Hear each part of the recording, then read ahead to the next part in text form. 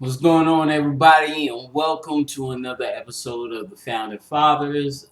As always, I'm your host, Eric, and today's topic we're gonna get back on, that personal, the personal path. Like I told you in the first episode, that I kind of want to give you some details of what I've been going through, so y'all can kind of know that okay, look, you've been there, you've done that, and so forth and so on. So like I told y'all in the beginning, everything was smooth. I met her at church and stuff like that, and she was beautiful, man.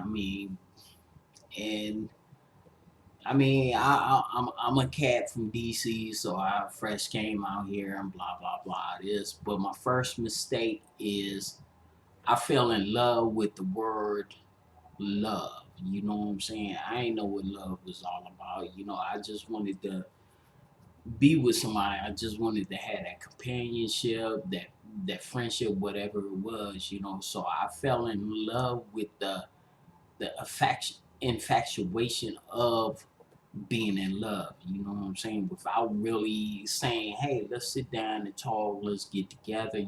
Let's work it out." Blah blah blah. Whatever.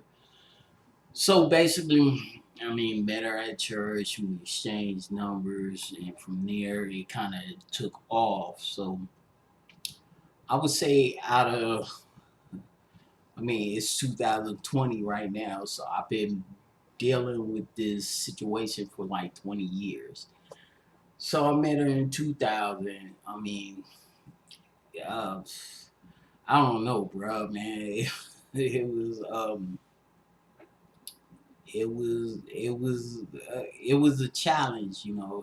Um, but like I said before, in one of my last episodes, we don't look at the signs. We see the red flags, but we don't pay attention to them, or we just ignore them because we want to be so caught up in our relationship and what we doing and stuff like that. So the first sign was the whole holding hands in church. I'm going to church to get my relationship cool with God. But then I got this person over here that want to hold hands and talk and stuff like that.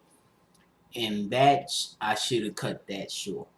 Then I had another episode where we was on the phone and she started trying to pick a fight with me, and I'm like, dude, look, I'm not that type of person who's gonna argue with you over the phone.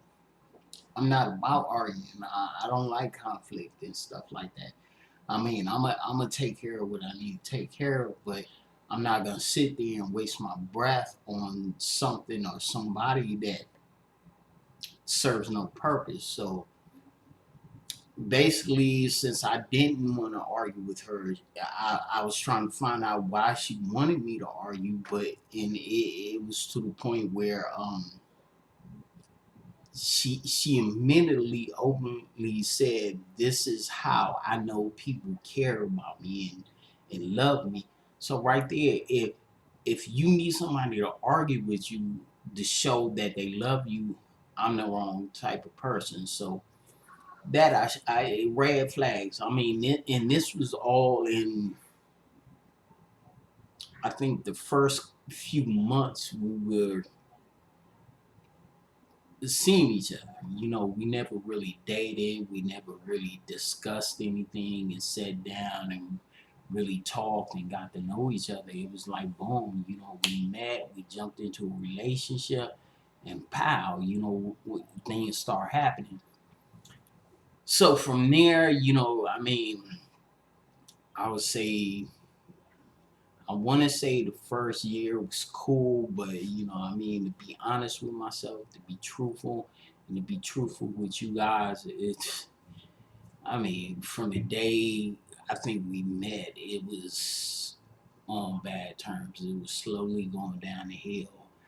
You know, I mean, the arguing, every day, all throughout the day, um, police reports, the back and forth going to custody, the court. I've been going back and forth to court with her since '07, and right now it's 2020. So from 2007 to 2020, that's a long time, to be going back and forth, back and forth, back and forth. So I've been hung up in court. I've been arrested several times on DV charges, which turned out to be unfounded. So they had in the DV charge, if you're in California, if somebody calls on the DV, usually the male is going to jail, So, but when they found out they couldn't get me on DV, I had warrants or whatever. So they would take me, or they would just make me leave. And I'm like, okay, well, I have my kids right now. I mean, it was my weekend for my kids and stuff like that. But it didn't matter. It was just like, look, I mean, she's calling police on you. You have to leave. So I had to leave my kids in that situation. Which led to a lot of other things. Restraining orders. I mean, just I would drop the kids off at school. I would go all the way up, like an hour away from their school, because she was supposed to pick them up. I mean, next thing I know, I'm getting a phone call from either her or the school saying, "Hey, nobody picked up the kids, or you got to go get the kids." So and right now I'm driving, but at the time I was on a bus, so I had to jump all the way on the bus to come all the way down here to pick up the kids because she failed to pick them up. And at the time, she lived right around the corner from the school. So it's like, I mean, over and over again, um, I mean, it's so many stories I could get into, but I really, it's no need to. But I've been through the court system several times. I've been in a position where the kids was held from me, um, and there was pretty much nothing I felt like I could do at the time. I had the kids held from me, blackmail. If kids hanging over my head, if you don't give me a certain amount of money, you can't visit your kids. And then if I gave her the certain amount of money, it was never enough, so I can't see my kids. It was just a whole bunch of back and forth, back and forth. I mean, she would go out there and do, only God knows what she would do out when she was going out with her friends, partying, all this stuff. I'm sitting at home with the kids. I mean, we constantly get in arguments, fight, I get kicked out the house, and I mean the list goes on and on and on. And this is not to say, to have y'all say, damn, he been through this and that. This is just to let you guys see that I walked this path, man. I walked it. I've been through it. I mean, my time with her was like it was going through hell. I mean, if I could picture and feel a place, that is hell, that was where I was. And like I said, when I finally decided to leave, and you guys may ask, okay, if it was so bad, why'd you stay? And this is a question that we all get. Okay, if it was so bad, why didn't you man up and leave? Because in DV, when you have a abuser and you're the one getting abused, it don't matter, man. It don't matter if you a man or a woman or whoever, man. You the abuser takes your power, and they once they gain control over you, you become weak, you become shallow, you become destroyed inside. You don't want to move. You just in that quicksand and you slowly sinking. So I mean, I wanted to get out, but the main reason I didn't it took me so long to get out is because my fear of not seeing my kids. And I know for a lot of people out there with kids, that's one of their main reasons where if I leave, it's gonna be hard for me to see my kids. It's gonna be hard for me to do this. But I kind of realized that was just an excuse for one of an excuse for me to stay in what I was going through. I mean, even though it's a valid reason and it's a valid excuse, but at the end of the day, it was just an excuse for me to kind of put up with what I was going through. And but for me it was true. I mean, she had me believe that if you leave, you won't see your kids. So I believe that, so when you have an abuser and you going through a situation, your you get stuck, man. You feel like you can't move, you can't breathe, you can't do nothing. I mean, and as a man, um, yeah, I felt weak. I was weak. I mean, and I mean that's all I can say is I was weak. And I mean, the situation took me out of myself. And it played on my fear. It played on my loneliness. It played on a lot of other aspects of my life. You know what I'm saying? Who will want you after this? I mean, you get the name calls and you just start feeling bad for yourself, and you feel so bad for yourself. You just like, hey, I'm gonna just try to work it out. And then a lot of people say, well, I mean, because I have three beautiful kids, and I love them tremendously. I love them to death, you know what I'm saying? And if it wasn't for them, I would have had a harder time to get out. If some people, came out to me with your dad, you must have loved her, you must have been okay because, you had three kids. But the way two of the kids came, you know, it's kind of it's a complicated situation. But my last one, my baby, I went out to DC and I went to visit my dad and my brother and stuff like that. And through the whole vacation, I was gone, man. I was there, but I was gone. I wasn't there. So I went, I hardly talked to my dad or my brother or anything. I was just trying to, be happy and enjoy my time with them, but it was hard for me to, excuse me, I was broke inside, you know what I'm saying? So basically, I ended up talking to my dad and stuff like that. And he told me pretty much, hey, look, either you want to deal with your situation or you want to change your situation.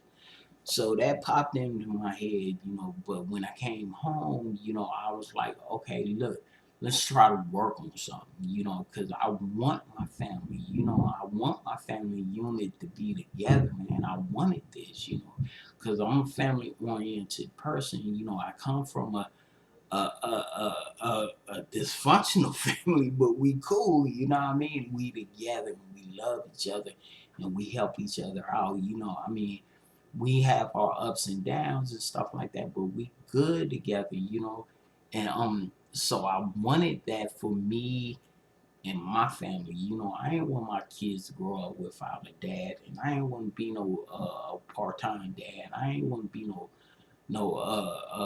feeling dad or nothing like that. I wanted to be there. You know what I'm saying? So I tried to work it out. We had my daughter and stuff like that, but I knew within myself, and I kind of told everybody around me. I was like, my daughter, either she gonna keep us together or she gonna break us up, and not in a bad way. I don't mean that in a bad way, but my daughter, she told me I can't do this no more. I can't do that. I can't do it to myself no more, and I can't do it to them no more. So 2014, I made a decision. Um, just to, hey, hang it up. I'm cool. I gotta get on about my business. And 2014 was I'm quote well, not quoting Lenny Kravitz, but I heard that it because Lenny Kravitz, I dig him. He cut his hair. So I guess in the interview they said, why did he cut his hair, or why did you cut your hair? And he said something about your hair holds energy, and he had a lot of bad negative energy. So and it's symbolic to show that you're changing. So in 2014, the new year, cut it all off, bro. I just cut everything off, cut my beard, everything, just butt naked face, and that was just symbolizing I'm gonna change, even though it took about 2 more years after I made my decision to kind of really make the transition from kind of dealing with this situation to just being out there on my own. Because for the next 2 years, yeah, I was still bouncing back and forth, trying to, get it together and stuff like that. And then, I finally stepped away, man. Had enough, and then uh, the last time, well, I guess this came into play. So she I was at work, okay, just let me break it down. I was at work, and she called me at work. She called me several times at work, telling me she was going to drop off the kids. She was going to drop off the kids and just leave, and this and that and the other thing. And I told her, look, I'm not at home. I'm at work right now, so I can't get the kids. So if you drop them off, I'm already telling you I'm not at home. So what can I do? So basically, I think she start calling me at 10 that morning, at around about 8 something. She told me she dropped off the kids, and she's leaving. Okay, so I'm like, okay, well, I'm at work. I don't know how you gonna get in my house because you don't have a key, blah blah blah. So basically, she did some nutball stuff and broke into my house, put the kids in there, and left. So I get home around, mind you, it's 8 o'clock at night. I get home about 11 something, maybe 11:30. So I walk in the house, I hear my son snoring. So I walk in the room, and I'm like in disbelief, like, I know she ain't do this. I'm not surprised or shocked, but I am kind of in disbelief. So I hear my son snoring. I walk in the room. and they go all three of my kids just laid up in my room. And I laugh about it now because it started a domino effect to where I'm at right now. So basically I go in the room, and man, I mean, I go in the room, then I call the police, and blah blah blah. We go there, this and that. So, I mean, I'm not gonna make it too long because I know I'm gonna go on and on, but I will continue this on my next episode. I mean, because 20 years is a long time to get in one episode. So I appreciate, as always, I appreciate you guys. I love you guys tremendously. Be blessed. Keep walking your path. Make it right, and keep doing what you're doing, and you can make it out. Peace and love, man. I love you guys. You guys are loved. Keep walking your path, man. And I'll catch you on the next episode. And as always, if thank you for watching. And if you want to hit me up, my email is right there, sherrodblack at gmail.com. Hit me up. You know, let's chop it up. Let's talk about whatever you want to talk about. And if I can, give you some input on how I did what I did, just let me know, and we can chop it up. All right. Well, thanks a lot. Thanks again, and I'll see y'all on the next episode. All right. Peace.